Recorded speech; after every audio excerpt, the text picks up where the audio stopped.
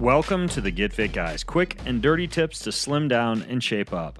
My name is Ben Greenfield. I'm the Get Fit Guy, and in this episode, which is part one of a series on a unique new workout style that combines gymnastics and weight training, you're going to learn how to get a strong and shredded body with a unique combination of strength and cardio and gymnastics.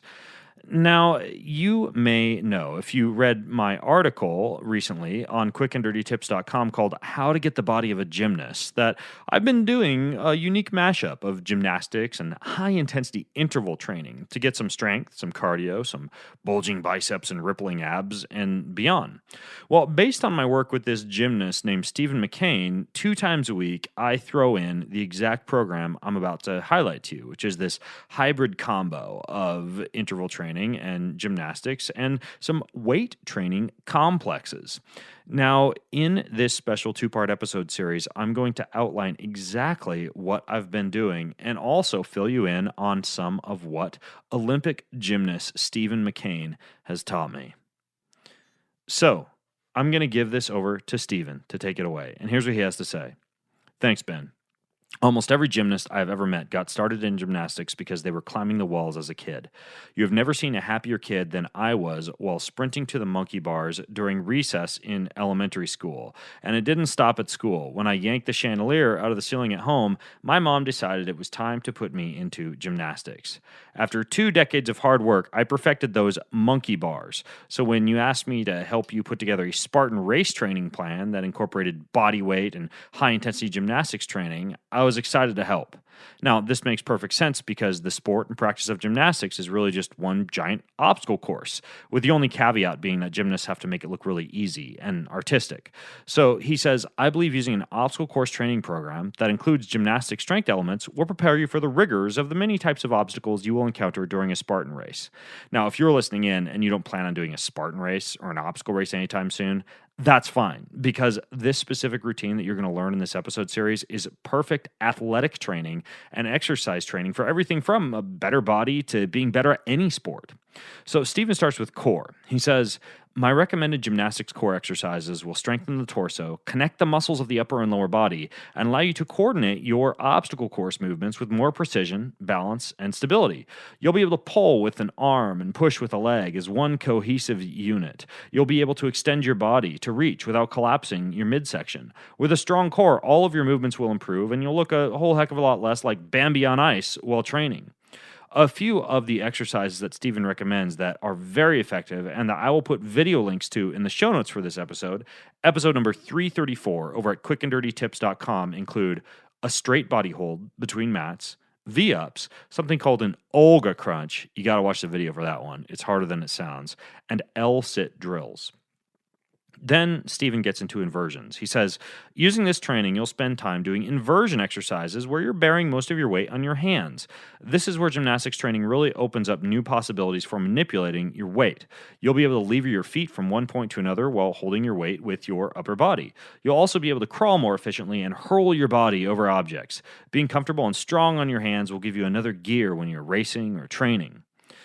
Some of the exercises that Stephen recommends for this include plank walks with sliders, which is literally just like using sliders, even paper plates under your feet, and walking around in your hands. Crab walk with sliders, which is exactly what it sounds like, crab walking with the paper plates or the sliders under your feet. Press ball assist drills with a stability ball, and wall handstands. And again, I'll link to all of these in the show notes. Then he gets into pulling. He says, without question, you must have the ability to pull yourself up and over certain obstacles. In my opinion, there's no better exercise for this than the ring muscle-up. You might already know this, but the muscle-up is a combo of a pull-up and a dip. What it really gives you is the ability to pull up and distribute your weight onto your hands so you can push down, just like pulling yourself out of the water or the edge of a swimming pool, or pulling yourself over an 8 or a 10 or a 12-foot wall. If you can master that tricky part of manipulating your weight from pulling up to pushing down, you can gain an advantage to climbing over just about anything.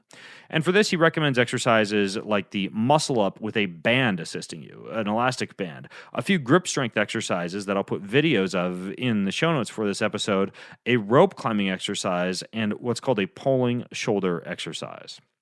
Now, in addition to what Steven just outlined, I'm also doing weight training complexes for the anti-aging and aesthetic benefits of holding and carrying a heavy load, and to also allow me to maintain strength and lean muscle.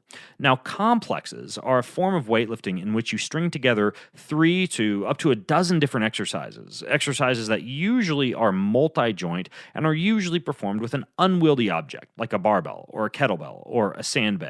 For example, an example of a complex is the bear, which is a well-known CrossFit complex that is comprised of doing 7 times through 1 rep each of a power clean, a front squat, a push press, a back squat, and then another push press, straight back into power cleans at the end of it. Don't worry, I'll put a link to a ton of helpful complex videos in the show notes. Now, Rob describes complexes as an efficient and aggressive method of performance enhancement that saves time. He describes them as being something that increases your muscular endurance, your ability to tolerate lactic acid, your ability to build hypertrophy or lean muscle, and give you a host of other benefits, including something you can use as a finisher for a workout, in a relatively masochistic finisher. So, for example, I will go to Rob's excellent complex database page where you can literally look up hundreds of different barbell and dumbbell and kettlebell complexes for a variety of different purposes, from lower body to upper body to full body burn to muscle mass to whatever it is that you're looking for. And I'll just throw those into the gymnastics training that Steven outlined earlier.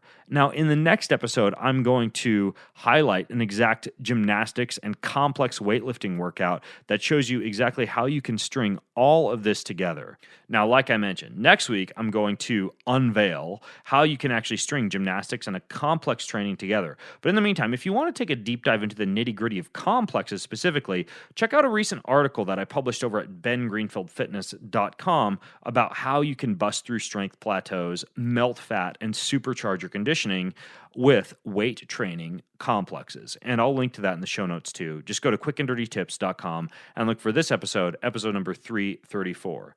In the meantime, if you have questions or comments about gymnastics training, core training, complexes, or anything else I discuss in this episode, then you can leave them over at facebook.com/getfitguy.